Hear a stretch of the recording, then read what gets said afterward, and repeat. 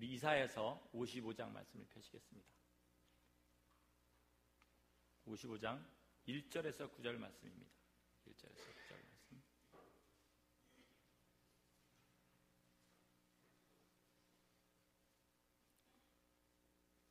이사야서 55장 1절에서 9절 말씀. 좀 길지만 뜻을 생각하시면서 한 절씩 다 같이 합독하시도록 하겠습니다. 다 찾으셨으면 같이 읽겠습니다. 너희 목마른 자들아 물로 나오라. 돈 없는 자도 오라.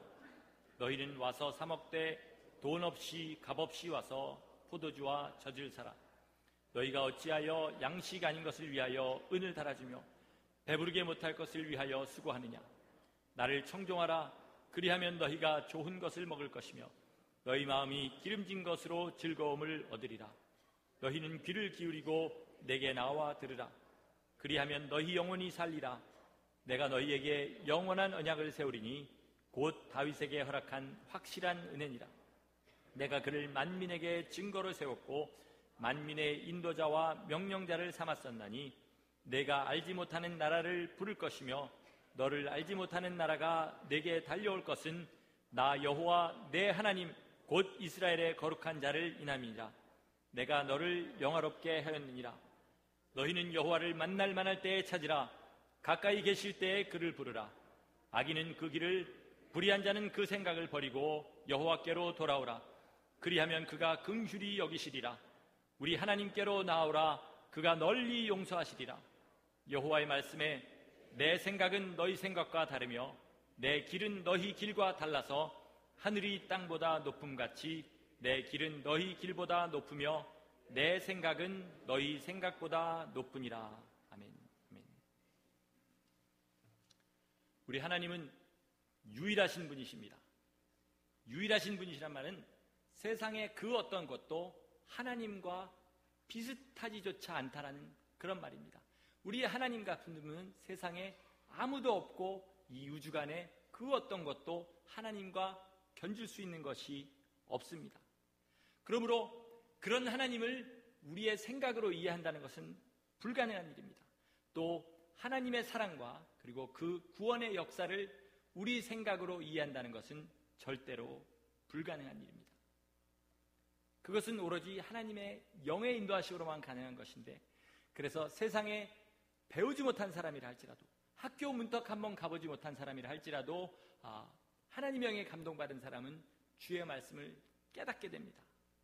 그리고 박사학위가 여러 개가 있는 사람이라 할지라도 하나님께서 그 영을 감동하시지 않으면 성경 말씀을 전혀 깨달을 수도 믿을 수도 없게 되는 것입니다. 그 성경에서 하나님께서 우리 인생에게 분명하게 선포하시는 말씀이 있는데, 그것은 뭐냐면 우리 사람은 태어나는 그 순간부터 죽음을 향해 달려가고 있다는 것입니다. 히브리서 9장에 뭐라 그럽니까? 한 번 죽는 것은 정한 이치요 그 후에는 심판이 있다, 이렇게 말씀하십니다. 심판이 있단 말은 다시 말해서 천국과 지옥이 있다는 말입니다.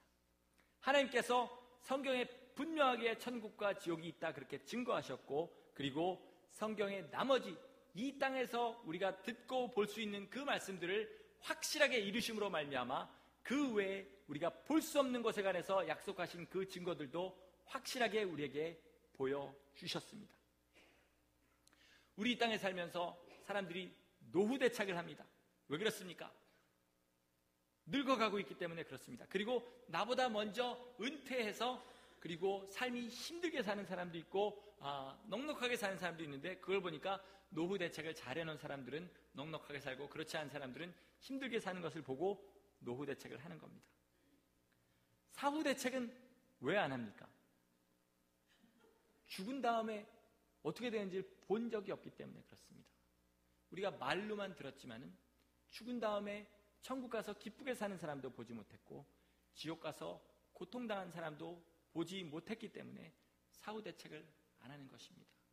그러나 복음은 우리 인생의 마지막에 반드시 만나는 필연적인 양갈래길, 즉 천국과 지옥에 관해서 분명하게 증거하시는 하나님의 메시지인 것입니다. 복음은 그 이야기를 절대로 애매하게 풀어가지 않습니다.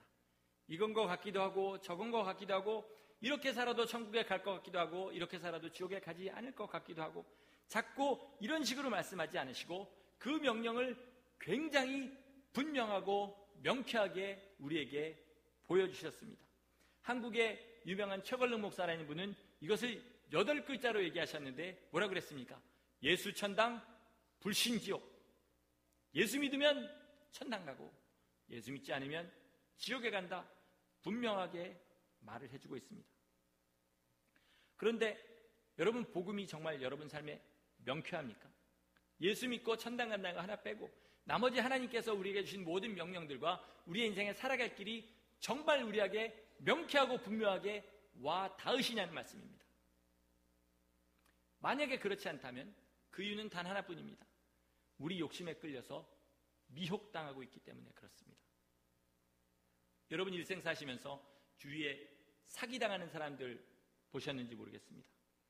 사기당하는 사람 옆에서 사기당하는 걸 보면요, 애도 안 속겠다 그런 거에 속아 넘어갑니다. 왜 그렇습니까? 그 사기꾼이 제시하는 그 보상이 해낸 일에 비해서 너무나 달콤하기 때문에 욕심에 눈이 어두워서, 다시 말하면 성경적인 표현대로 하면 미혹당하기 때문에 눈이 어두워지고 판단력이 흐려져서 그렇게 넘어가게 되고 마는 것입니다. 그러면 주님께서 복음을 통해서 우리에게 분명한 살 길을 허락하시고 날마다 우리 삶 가운데 행해야 될 일, 행하지 않아야 될 일들을 보여주셨음에도 불구하고 이것이 우리에게 분명하고 확실한 명령으로 와 닿지 않는 것은 왜 그렇습니까? 육신의 욕심 때문에 내 판단력이 흐려졌기 때문에 그렇다는 겁니다. 여러분, 주님이 우리에게 무엇을 하라, 하지 말라, 복음도 절대로 율법과 다르지 않습니다. 우리에게 어떻게 살아라, 어떻게 살지 말아라 말씀하십니다. 그런데 우리가 이해되고 받아들일 수 있는 것은 인정하고 받아들이고 그렇지 않은 것은 어떻게 합니까? 심령 어두운 곳에다 밀어넣고 쳐다보지 않습니다. 주님 다시 오실 때까지는 우리 부분적인 빛으로 우리 안에 비춰진 그 의로운 것들만 보이기 때문에 나는 천국을 소망합니다, 주님 다시 오실 소망합니다 이렇게 말하지만은, 그러나 주님께서 다시 오셔서 온전한 빛을 우리에게, 우리 심령의 모든 것을 다 비춰주실 때에는 어둠 가운데 숨겨놓고 우리가 해결하지 않은 문제들이 보이기 시작한다는 겁니다. 그때 보이면 어떻게 됩니까? 돌이킬 방법이 있습니까? 없습니다. 끝입니다. 하나님께서 그것들로 말미암아서 우리를 그 나라에 받지 못하시게 된다는 겁니다. 혹자는 이렇게 생각합니다. 주님께서 십자가에서 그 고통을 당하시기까지 우리를 사랑하셨는데 겨우 이거 하나 눈 감아주지 못하시겠는가? 눈 감아주실 수 없기 때문에 십자가에 달려 돌아가신 겁니다. 우리 죄를 그저 눈 감아주실 수 있었으면 우리 주님께서 십자가에 달려 돌아가시기를 기뻐하시지 않으셨습니다. 얼마나 피와 핏방울이 땀방울이 되도록 그렇게 기도하시면서 그 잔인 자기에게서 옮겨가기를 구하셨는데, 그런데 왜 그 십자가를 지셨습니까? 이 우리의 가진 죄들을 눈 감아 주실 수 없기 때문에 지셨다는 겁니다. 그래서 예수 그리스도는 하나님의 사랑이시면서 동시에 하나님의 공이라고 우리가 말씀하는 겁니다. 그런데 우리는 죄인이라는 말을 참 듣기 싫어합니다. 죄인 이꼴 나쁜 놈, 이렇게 생각하죠. 죄인이란 말을 나쁜 놈이라고 욕하는 것처럼 그렇게 듣기가 쉽습니다.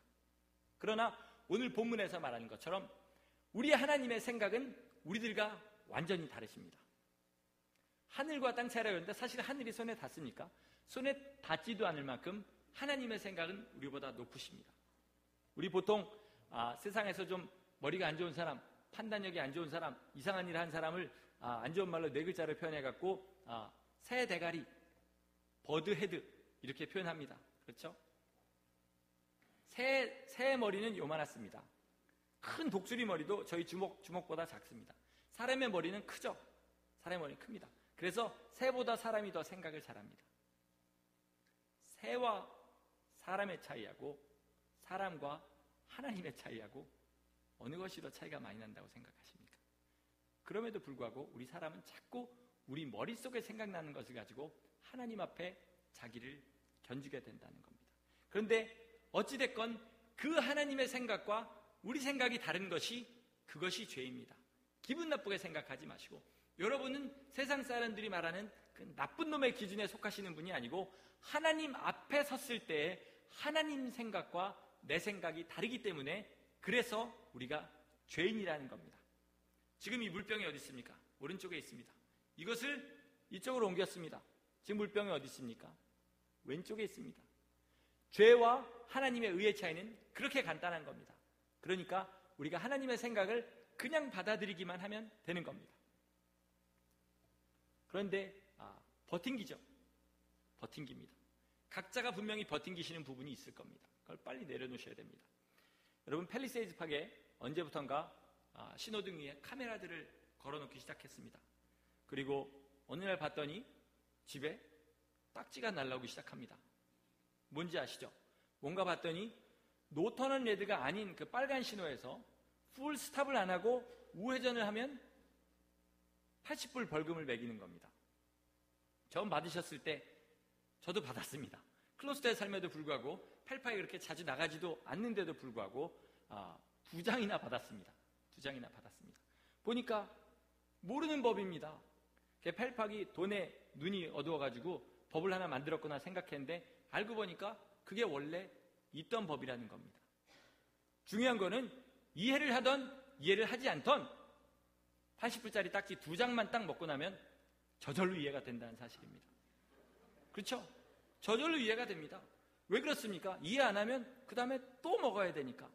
어떤 분은 그게 딱지를 띈 다음에 2줄 있다 날라오기 때문에 날마다 다니시면서 800불을 띄신 분이 있습니다. 가서 좀 봐달라고 그랬더니 한 푼도 안 봐주고 다 냈습니다. 여러분, 하물며 딱지 80불이 아니라 천국과 지옥입니다. 그런데 거기다가 우리 생각을 내세웁니까?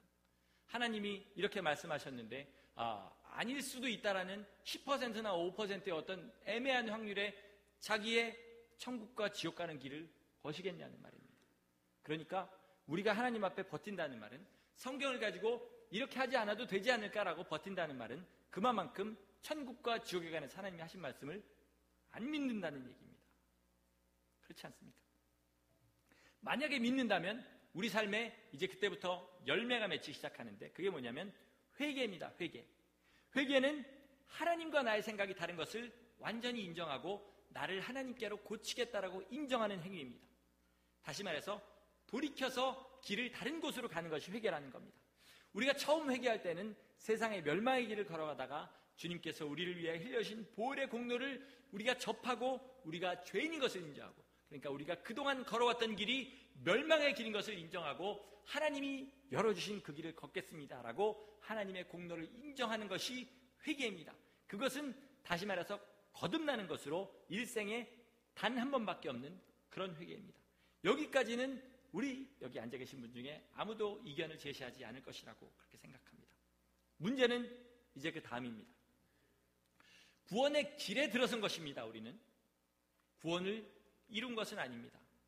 구원을 이룬 것은 아닙니다. 이거를 같은 말이라고 착각해서 거듭나기만 하면 그 다음에 그냥 어지간한 죄들은 주님의 피가 알아서 다 씻어주시고 우리는 하나님 앞에 선다, 이렇게 생각하고 있습니다. 여러분, 신구약 성경 전체를요, 요즘 출판하는 스타일의 그런 책으로 출간을 하면 5,000페이지가 훨씬 넘을 분량입니다.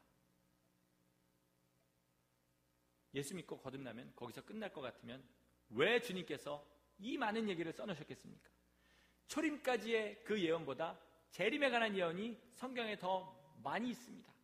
왜 그러셨겠습니까? 거듭난 후에도 우리가 살아야 할 삶이 있기 때문에 그렇습니다. 여러분, 우리는 날마다 죄를 짓습니다. 여러분 중에 나는 죄 안 짓습니다 이러신 분 있으면 한번 손들어 보시기 바랍니다.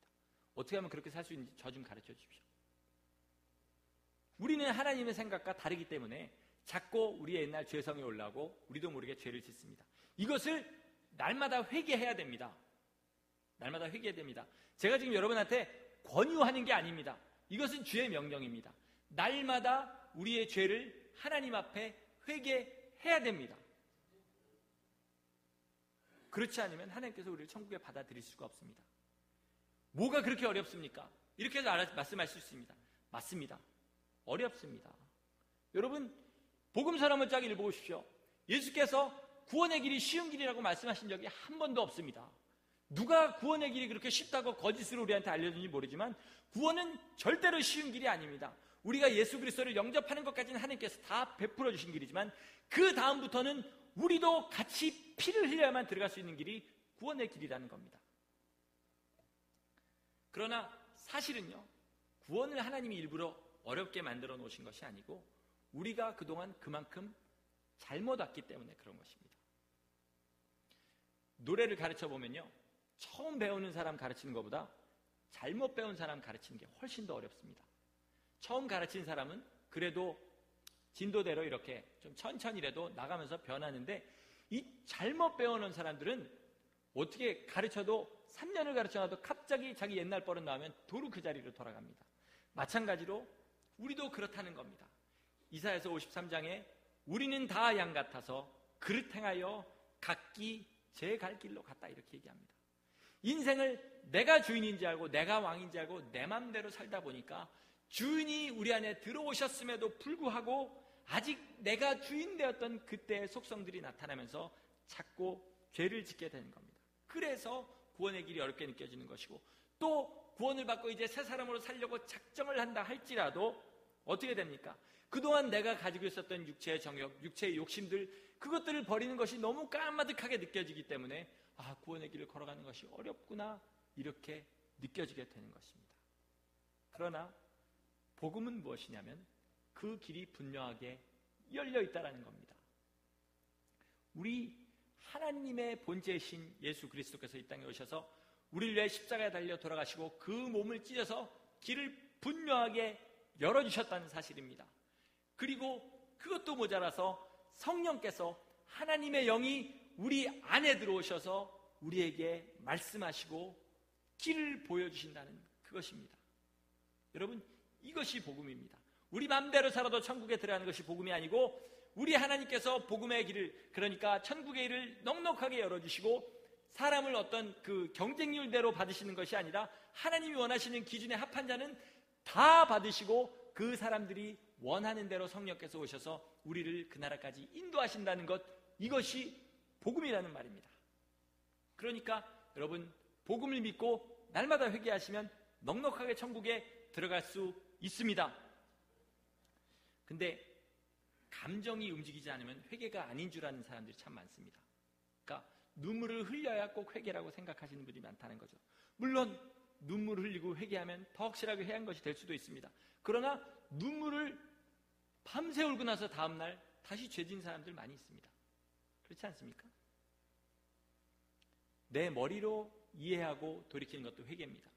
또 감정이 움직이지 않고, 그리고 머리로 이해가 되지 않지만 의지로, 이게 하나님의 말씀이라니까 마치 쓴 약을 억지로 집어삼키듯이 그렇게 의지로 회개하고 주님의 뒤를 따라가는 것도 회개입니다. 이렇게 어떤 인격의 지정의 어떤 부분이 움직여서 회개를 한다 할지라도 철저하게 회개하기로 작정하면 나머지 부분이 따라가서 하나님이 받으실 만한 그런 회개를 하게 돼 있습니다. 문제는 뭐냐면요, 이렇게 회개를 하고 난 다음입니다. 그 다음부터 이제 실제적으로 육체로 싸우는 싸움을 싸워야 됩니다. 그것을 성경에서는 회개에 합당한 열매를 맺는다, 이렇게 말합니다. 우리 예수님 다시 오실 당시에 군병이라는 직업은요, 자기가 받는 급료도 있지만 사람들이 이렇게 위협해가지고, 권력으로 위협해가지고 뜯어내는 돈이 자기 급료의 몇 배가 되는 그런 직업들이었습니다. 그들이 세례요한에게 나와서 회개를 할 때, 선생님 우리가 어떻게 해야 될까 그랬더니 회개에 합당한 열매를 맺어라. 그리고 너희 정한 급료 외에는 이제 더 이상 쳐다도 보지 말아라. 혹시 부자로 사시다가 좀 어려워지신 분 있습니까? 가난해지다가 부자가 되면 거기에 익숙해지는 데는 딱 하루밖에 안 걸립니다. 나쁜 차 몰다 좋은 차 몰면요, 익숙해지는 데 딱 하루밖에 안 걸립니다. 제 차가 저희 둘째 아들보다 오래된 차입니다. 그런데 요번에 그 청민 목사님들 오셔가지고 교회 그 아큐라 차를 몰고 모시러 나가면서 이렇게 운전을 오래 하다가 얼마 하지도 않았습니다. 그 전까지는 참 이 차가 효자야, 이렇게 10년이나 넘었는데 고장도 잘 안 나고 이렇게 잘 있어주니 내가 효자다. 그런데 아큐라를 타다가 다시 제 차로 돌아오는 그 순간에 세상에 이런 차가 있나, 그런 생각이 들게 됐습니다. 엔진 소리가 왜 이렇게 크고 이상하게 들리는지요. 로마 군병들이 자기가 자기의 급료의 몇 배 이상을 받던 그런 것들을 포기하는 그 순간에 그들이 다시 돌아가야 될 삶이라는 것은 부자가 가난한 사람이 되는 그런 삶입니다. 그럼에도 불구하고 그 열매를 맺어야 완전한 회개라는 겁니다. 여러분, 우리가 회개를 한 다음에 회개 열매를 맺는 것은요, 우리 삶의 일부분을 잘라내는 고통이 없이는 불가능한 겁니다.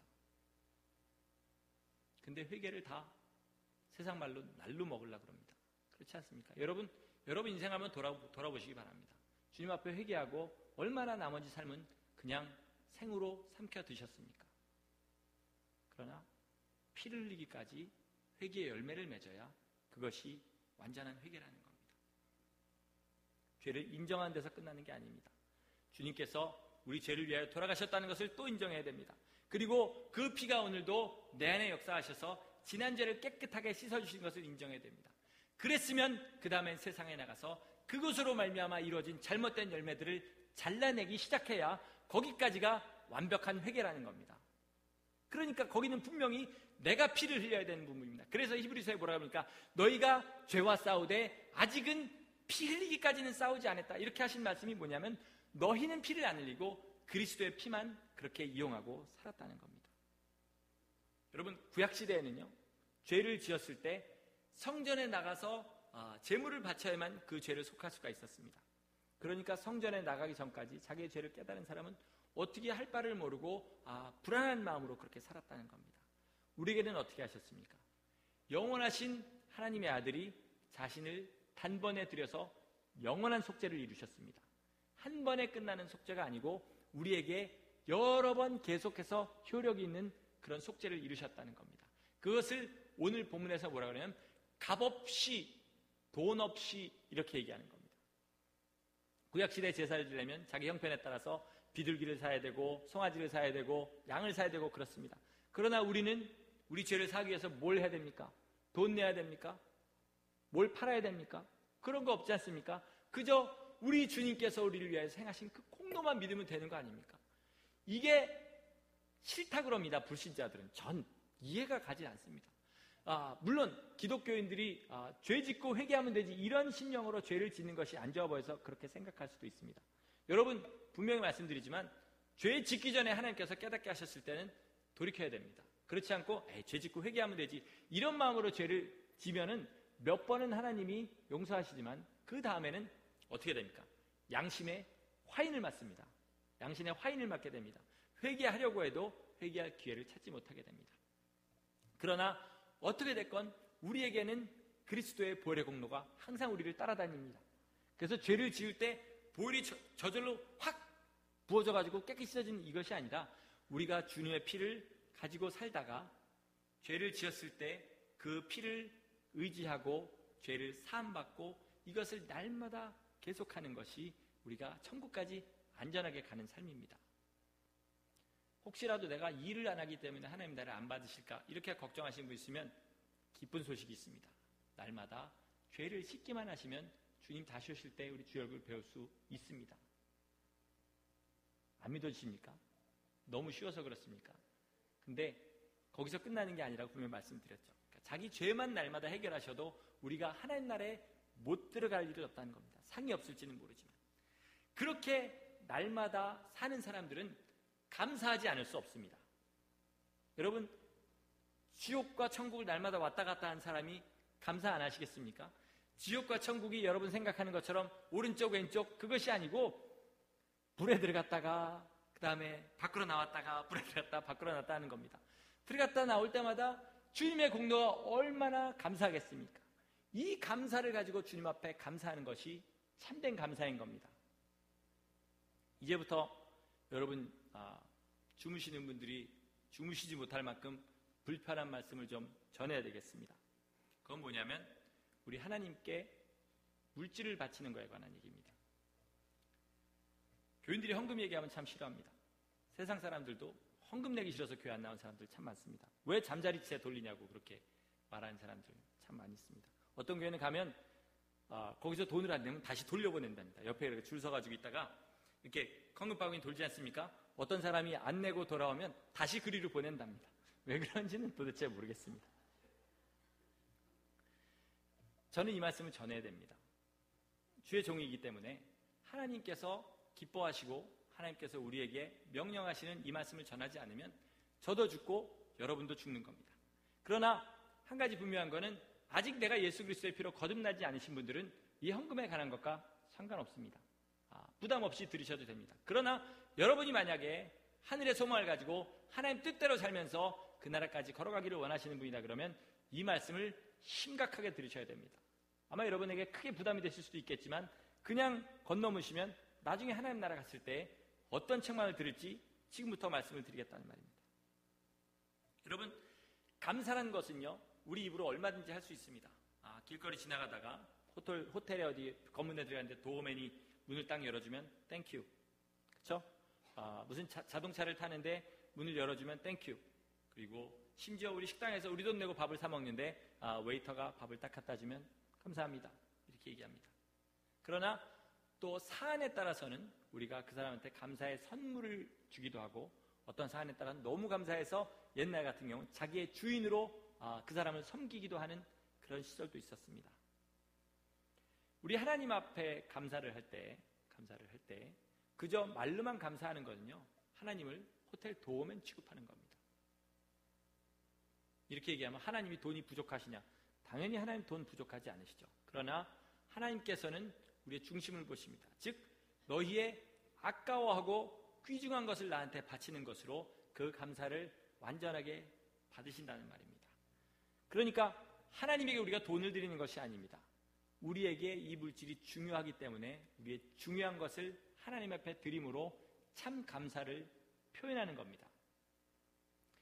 11조, 여러분 신학자들도 많은 논쟁을 합니다. 11조는 율법이기 때문에 하지 않아도 된다, 해야 된다, 이렇게 여러 가지 말이 분분합니다. 그런데 여러분 한번 이렇게 생각해 보시기 바랍니다. 만약에 11조가 아니고 100의 1조, 1000의 1조 같으면 어떻겠습니까? 1000불 벌어갖고 1불 내는 것 같으면 이런 신학적 논쟁이 일어나겠습니까? 1000불 벌어서 10불 내는 것 같아도 별로 이런 신학적 논쟁 같은 거 일어나지 않을 겁니다. 그러나 10의 하나라는 것은 분명히 우리에게 부담스러운 액수이기 때문에 그렇습니다. 다시 말하면 하나님을 섬기는데 재물을 섬기는 마음이 방해하고 있는 겁니다. 방해하고 있는 겁니다. 왜 헌금 설교를 하면 사람들이 부담스러워하고 인상을 찌푸립니까? 그거는 내 돈을 내는 것이 싫기 때문에 그렇습니다. 창피하게 왜 교회에서 돈 얘기하나? 하나님이 하시는 얘기입니다. 성경에 나와 있는 얘기를 지금 주님 앞에, 여러분 앞에 드리는 겁니다. 그러니까 다시 말하면 우리가 주님 앞에 법대로 하지 못하는 이유는 재물을 섬기기 때문에 그렇습니다. 마태복음 6장 마지막 절에 뭐라 그럽니까? 마지막 절이 아니라 중간에 뭐라 그럽니까? 너희가 하나님과 재물을 겸하여 섬길 수 없다, 이렇게 말씀합니다. 겸하여 섬길 수 없다, 이렇게 말합니다. 그럼에도 불구하고 11조에 관한 논란을 계속합니다. 저라면 만약에 제가 신학자가 아니고 이런 것을 모른다 할지라도 정말 천국과 지옥이 저 앞에 있다라면 죽으라면 죽는 신용도 하겠습니다. 그렇지 않겠습니까? 여러분 정말로 요즘 이슬라믹 스테이트라는 그 IS라는 사람들이 사람들 잡아다가 처형하는데 목에 칼을 들이대고 네 전 재산을 다 내라 그러면 안 내놓을 사람이 어디 있겠습니까? 목에 칼을 들이대는 건 잠깐 고통당하고 죽으면 그만이지만 천국과 지옥은 영원한 기쁨, 영원한 형벌인데 왜 그것을 가지고 쓸데없이 논란하면서 자기 것을 쥐고 하나님 앞에 내놓지 않느냔 말입니다. 그렇기 때문에 두 주인을 그렇게 자기 목숨처럼 섬기기 때문에 하늘나라 갔을 때 나는 너의 주인이 아니니까 내 주인한테로 가라, 이렇게 주님이 말씀하시는 겁니다. 11조 안 하면 지옥 갑니다, 이렇게 말하면 굉장히 심한 말 같지만 실제로 그 안을 깊이 들여다보시면 너는 하나님과 재물을 겸하여 섬겼으므로 하나님이 왕 되신 나라에, 예수 그리스도가 온전하게 왕 되신 그 나라에 들어갈 자격이 없다. 왜냐하면 너는 다른 왕도 섬겼기 때문에, 그렇게 말씀하시는 겁니다. 그래서 제가 이렇게 여러분에게 말씀드리는 겁니다. 예수께서 바리새인들에게 독사의 자식들아 그렇게 얘기하시면서도 뭐라 그러십니까? 그들이 철저하게 11조 하는 것만큼은 그대로 해야 된다, 이렇게 말씀하셨습니다. 정말 여러분 하늘의 소망이 있으십니까? 그러면 11조 하셔야 됩니다. 당장 쓸 것이 모자라고 먹을 것이 없다 할지라도 11조 하셔야 됩니다. 여러분 말라기 3장 10절 이하에 하나님께서 11조에 관해서 약속하신 그 축복을 보면요, 우리가 정말 하나님의 말씀을 믿는다면 11조 안 하는 사람이 이상하게 보일 정도입니다. 제가 읽겠습니다. 한번 보시기 바랍니다. 만군의 여호와가 이르노라 너희의 온전한 11조를 창고에 들여 나의 집에 양식이 있게 하고 그것으로 나를 시험하여 내가 하늘문을 열고 너희에게 복을 쌓을 곳이 없도록 붙지 아니하나 보라. 만군의 여호와가 이르노라 내가 너희를 위하여 황충을 금하여 너희 토지소산을 멸하지 않게 하며 너희 밭에 포도나무의 과실로 기한전에 떨어지지 않게 하리니 너희 땅이 아름다워짐으로 열방이 너희를 복되다 하리라. 만군의 여호와의 말이니라. 여러분, 만군의 여호와라는 말은 성경의 구약시대에 그렇게 많이 쓰시는 말이 아닙니다. 하나님께서 도장을 찍으시는 말이라는 겁니다. 이거는 틀림없이 내가 너희에게 주는 약속이다 이렇게 하시고 하는데 한 절마다 만군의 여호와가 말하노라 말씀하십니다. 그러니까 11조에 관해서 주님 주신 축복이 이렇게 놀랍다는 겁니다. 저는 대학교 1학년 때부터 어머니의 권유로 11조를 시작했습니다. 저희 집안은 대학교 1학년 때부터 가세가 기울어가지고 상당히 힘든 세월을 보냈는데 저만큼은 주머니에 제가 쓸 돈이 없어가지고 남들 하는 거를 못하는 적은 한 번도 없었습니다. 유학 오기 전까지도 오히려 제가 돈을 벌어서 집에다가 드리는 그런 형편으로 그렇게 있다가 왔습니다. 유학에 와가지고 집이 그 형편인데 저한테 뭐 한 푼이들 대주셨겠습니까? 또 처갓집에서 받기는 또 전혀 제 자존심이 허락을 안 하고 저희 집사람도 그랬기 때문에 한 푼도 받아본 적이 없습니다. 진짜로 한 푼도 받아본 적이 없습니다. 그런데 제 생활에 필요한 돈을 남한테 꿔본 적이 단 한 번도 없습니다. 아침에 돈 가지고 나가는 걸 깜빡해가지고 5불, 10불 이렇게 꿔본 적은 있지만 제 살아야 되는데 필요한 돈이 없어갖고 남한테 꿔본 적이 없다라는 말입니다. 오히려 꿔준 적은 정말 많이 있습니다. 저보다 더 부자인 사람도 저한테 돈을 꾼 적이 많이 있었습니다. 지금도 저는 물질에 관해서 100% 만족하고 살아갑니다. 돈이 많은 것이 아닙니다. 돈이 많지 않습니다. 돈 때문에 불행하다는 생각을 한 번도 해본 적이 없다는 겁니다. 더 돈을 가져야겠다, 발버둥을 치지 않아도 그런 마음이 없이도 평안하게 살 수 있다는 말입니다. 제 주위에 온전한 11조를 한 사람들은 다 그런 삶을 사는 것을 보게 됩니다. 여러분, 감사헌금도 마찬가지입니다. 우리가 감사한 조건을 주님 앞에 감사한다고 물질로 표현하면 하나님께서 그 물질에 인을 치시고 우리가 감사한 조건을 계속적으로 우리 삶 가운데 넘쳐나도록 그렇게 해주십니다.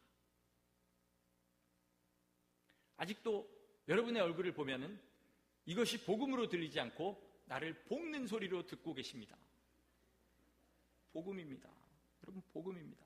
한번 생각해 보세요. 아침에 일어나서 돈 걱정 안 해도 됩니다.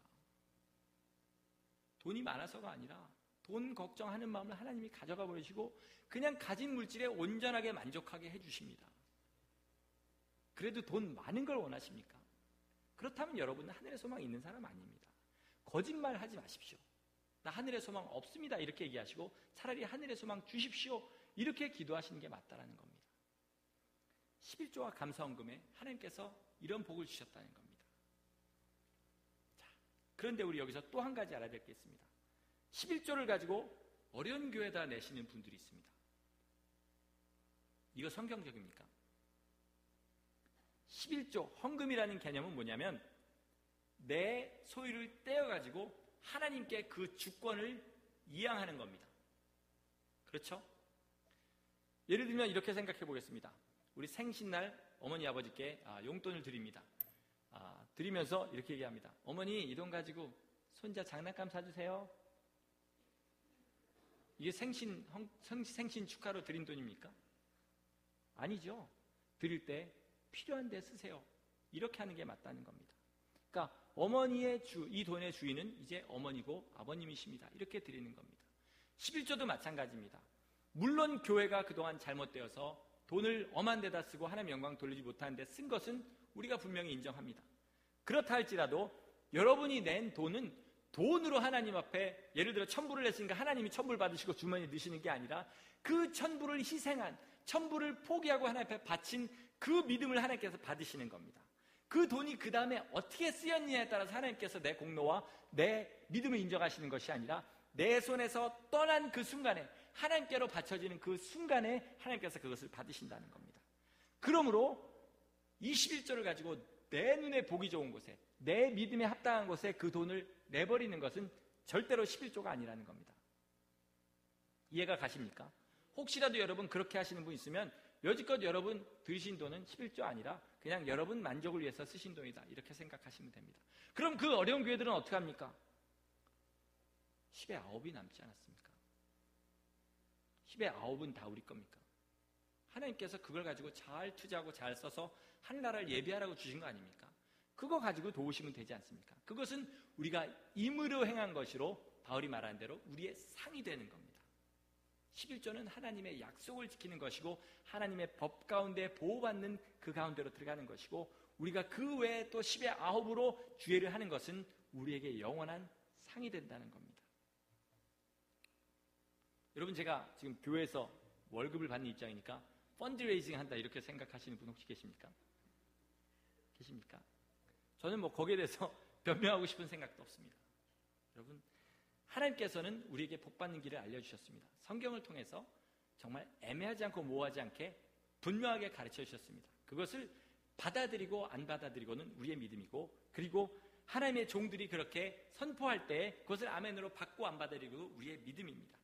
안 받아들이고 작정한 사람한테는 벌을 얘기해도 상관없고 상을 얘기해도 상관없고 무슨 얘기를 해도 안 받습니다. 나는 그거 못 믿겠습니다. 나는 못하겠습니다.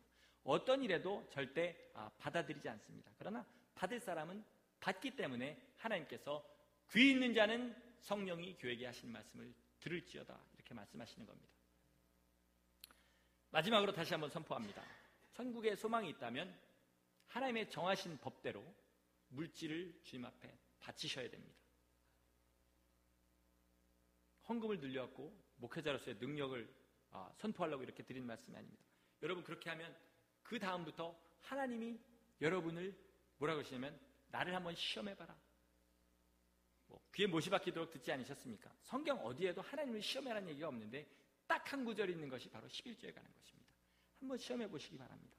우리 주님 앞에 11조를 하고 주님 우리에게 물질의 권세를 주셔서 물질을 다스릴 수 있도록 하고, 그러면 어떻게 됩니까? 그 다음에는 말씀에 관한 믿음이 생기죠.